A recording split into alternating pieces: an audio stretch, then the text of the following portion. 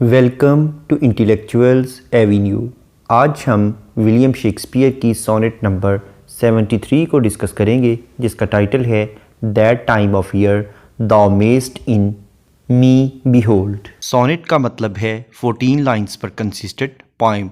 Sonnet को detail में समझने के लिए इसी चैनल यानी इंटेलेक्चुअल्स एवेन्यू पर लिटरेरी टर्म्स या फिगर ऑफ स्पीच की प्लेलिस्ट को विजिट करें। इसके साथ साथ सोनेट पर कंसिस्टेंट लेक्चर का लिंक नीचे डिस्क्रिप्शन बॉक्स में भी मौजूद है। ये सोनेट विलियम शेक्सपियर की उन 154 सोनेट्स में से एक है जो कि रेनाइसांस एरा में 1609 में पब्लिश हुई। इन सोनेट्स को 3 ग्रुप्स में डिवाइड किया गया है।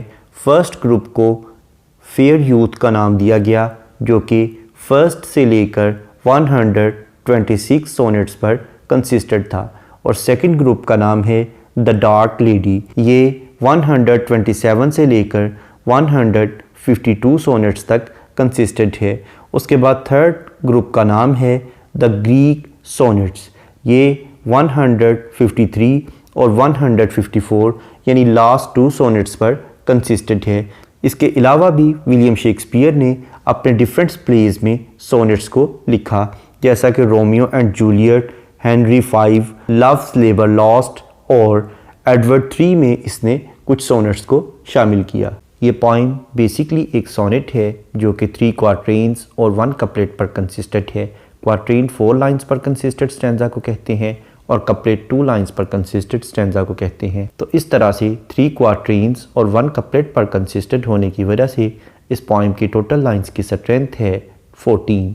अब हम आते हैं इस पोइम के टेक्स्ट की जानिब। पोइट कहता है that time of year thou mayst in me behold, यानी साल के उस ख़ास वक्त में शायद जब तुम मुझे गौर से देखो।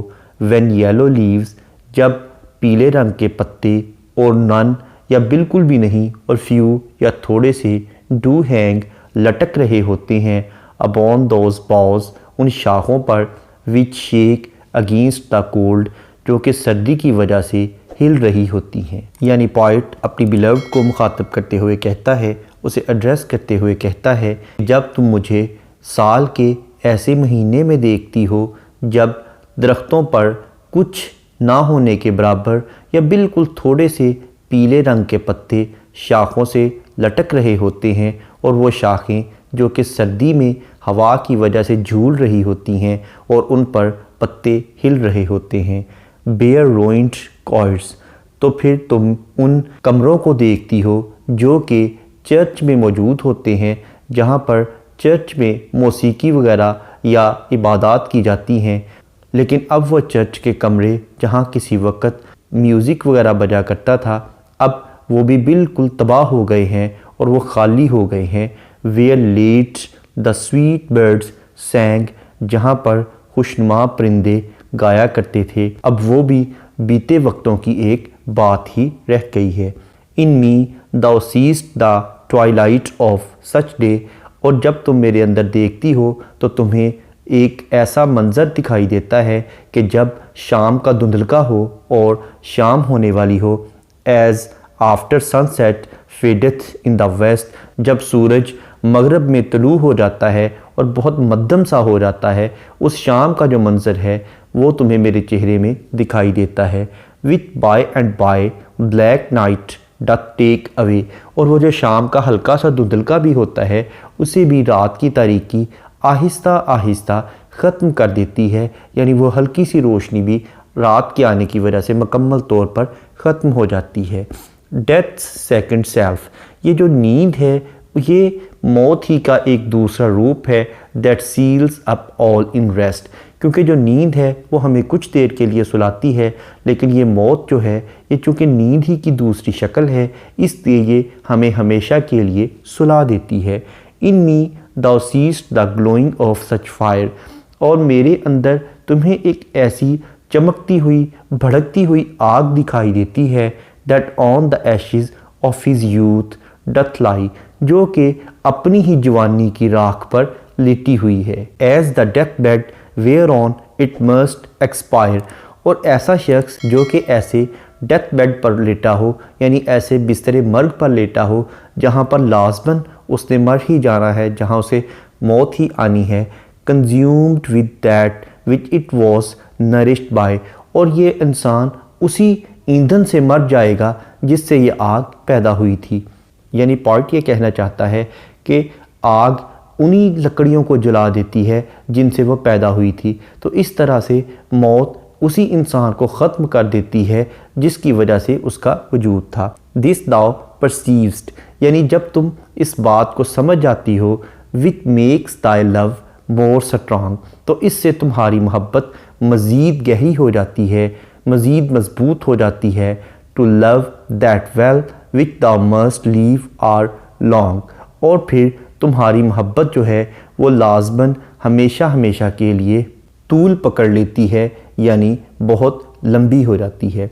यानी पॉइंट अपनी बिलव्ड को एड्रेस करते हुए ये कहता है कि जब तुम मुझे देखती हो तो तुम्हें मेरे चेहरे पर ख़ज़ां नज़र आती है, जिस तरह से ख़ज़ां के मौसम में तमाम पत्ते झड़ जाते हैं, और इसी तरह से तुम मेरे चेहरे को देखकर यही फ़ील करती हो कि एक दिन मेरी ज़िंदगी का पत्ता भी झड़ जाएगा और मेरी डेथ हो जाएगी। इसके अलावा वो कहता है कि कभी तुम्हें मेरे चेहरे पर वो खाली कमरे दिखाई देते हैं जहाँ किसी वक्त चर्च में इबादत हुआ करती थी, लेकिन अब वो कमरे खाली हैं। एक ऐसा दिन आएगा जब मेरी ज़िंदगी मुकम्मल तौर पर इन खुशियों से, इस मौसीकी से खाली हो जाएगी, और वो परिंदे जो कि शाखों पर गाया करते थे वो भी इस दुनिया में नहीं रहे। इस तरह से मैं भी इस दुनिया में नहीं रहूँगा, और जैसे शाम के बाद रात आ जाती है, इसी तरह से मेरी ज़िंदगी की भी शाम हो गई है, मेरी ज़िंदगी में भी रात आने वाली है, और मेरी ज़िंदगी में रात से मुराद है कि मेरी डेथ वाक़ई होने वाली है। उसके बाद वो कहता है कि तुम्हें मेरे चेहरे पर वो आग दिखाई देती है जो कि अपनी ही लकड़ियों को जला के राख कर देती है, जिन लकड़ियों की वजह से उस आग का वजूद था। तो मेरी मौत जो है वो भी आग की तरह मेरे पूरे के पूरे जिस्म को जला देती है। इसलिए वो उसे एंड पे ये कहता है कि जब तुम इन तमाम बातों को मेरे चेहरे पर देखती हो तो तुम्हें इस बात का यकीन हो जाता है कि मेरी मौत वाक़ई होने वाली है, तो तुम्हारी मोहब्बत में मज़ीद गहराई आ जाती है, क्योंकि तुम्हें पता चल जाता है क्योंकि हमारी ज़िंदगी आर्जी है, तो इसलिए जितना वक्त भी हम एक दूसरे के साथ गुजार सकें उसे अच्छे से गुजारना चाहिए। इसलिए तुम्हारी मोहब्बत में शिद्दत आ जाती है और तुम्हारी मोहब्बत तूल इख्तियार कर लेती है, यानी एक लंबे अरसे पर मुहीत हो जाती है। इस पोइम का इंट्रोडक्शन, ग्लॉसरी, ट्रांसलेशन और एक्सप्लेनेशन को देखने के बाद अब हम आते हैं इस पोइम में यूज़ होने वाली लिटरेरी टर्म्स और फिगर ऑफ स्पीच की जानिब। सबसे पहले हम देखते हैं इस पोइम का मीटर। इस पोइम में आइम्बिक पेंटामीटर यूज़ किया गया है, यानी तमाम लाइंस में टोटल 5 फीट हैं और 10 सिलेबल्स हैं। First syllable unstressed, second stressed, और इस तरह से ऑनवर्ड्स ये सिलसिला चलता है। इसके बाद है राइम स्कीम। इस पोइम की राइम स्कीम है A B C D E F G G, यानी तमाम लाइंस आल्टरनेटली एक दूसरे के साथ राइम्ड हैं, जबकि लास्ट 2 लाइंस आपस में राइम्ड हैं। जैसा कि फर्स्ट लाइन का लास्ट वर्ड है बिहोल्ड, थर्ड लाइन का लास्ट वर्ड है cold, behold cold. Second line का लास्ट वर्ड है हैंग और फोर्थ लाइन का लास्ट वर्ड है Seng, Hang Seng. Fifth line का लास्ट वर्ड है डे, सेवन्थ लाइन का लास्ट वर्ड है अवे, डे अवे। उसके बाद 6th लाइन का लास्ट वर्ड है वेस्ट, 8th लाइन का लास्ट वर्ड है rest, waste rest. 9th line का लास्ट वर्ड है फायर, 11th लाइन का लास्ट वर्ड है expire, fire expire. 10th line का लास्ट वर्ड है लाई और 12th लाइन का लास्ट वर्ड है बाई, लाई बाई। उसके बाद लास्ट 2 लाइन्स आपस में राइम्ड हैं, यानी 13th लाइन का लास्ट वर्ड है स्ट्रॉन्ग और 14th लाइन का लास्ट वर्ड है लॉन्ग, स्ट्रॉन्ग लॉन्ग। ये थी इस पोइम की राइम स्कीम, यानी A B C D E F G G. Next है एंजम्मेंट। एंजम्मेंट का मतलब है कि अगर किसी लाइन को पढ़ने के बाद उसकी प्रॉपर अंडरस्टैंडिंग डेवलप ना हो, बल्कि इसके लिए नेक्स्ट लाइन की सपोर्ट की ज़रूरत हो, तो ऐसी लाइन को रन ऑन लाइन कहते हैं और इस टेक्निक को एंजम्मेंट कहते हैं। इसके बरक्स अगर किसी लाइन को पढ़ने के बाद उसकी प्रॉपर अंडरस्टैंडिंग डेवलप हो जाए तो ऐसी लाइन को एंड स्टॉप लाइन कहते हैं। अब हम आते हैं वापस एंजम्मेंट की जानिब। इस पोइम की लाइन नंबर 1 और 2 दोनों ही रन ऑन लाइन हैं। जैसा कि लाइन नंबर 1 में वो कहता है the time of year thou mayst in me behold, यानी साल के उस हिस्से में जब तुम मुझे देखती हो। अब किस हिस्से में, वो नेक्स्ट लाइन यानी लाइन नंबर 2 में बयान करता है व्हेन येलो लीव्स और none और few do hang। जब पीले रंग के पत्ते बहुत थोड़ी मिकदार में लटक रहे होते हैं। अब कहाँ लटक रहे होते हैं वो लाइन नंबर 3 में बयान करता है, upon those boughs which shake against the cold। Next है मेटाफर। मेटाफर का मतलब है किसी क्वालिटी की बेस पर किसी चीज़ को उससे बेटर या वर्स चीज़ डिक्लेयर कर देना। जैसा कि लाइन नंबर 5 में वो कहता है, in me thou seest the twilight of such day, यानी तुम्हें मेरे अंदर शाम का धुंधलका दिखाई देता है। यानी इसका मतलब है ट्वाइलाइट मेटाफर है उसकी ज़िंदगी की शाम का, यानी उसकी ज़िंदगी जो है वो इख्तिताम पजीर होने वाली है। नेक्स्ट है इंटरनल राइम।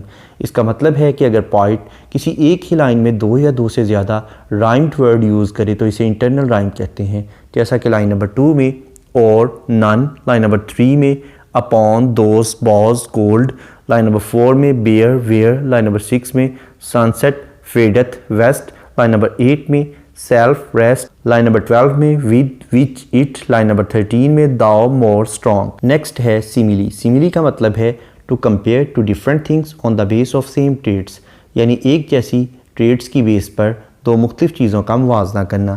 जैसा कि लाइन नंबर 5 और 6 में वो कहता है, in me thou seest the twilight of such day, यानी तुम्हें मेरे अंदर शाम का धुंधलका दिखाई देता है। As after sunset fadeth in the west, जैसा कि बिल्कुल सूरज के गुरूब होने के बाद आसमान का मंज़र होता है, यानी वो अपने चेहरे के मंज़र को और शाम के मंज़र को कंपेयर कर रहा है।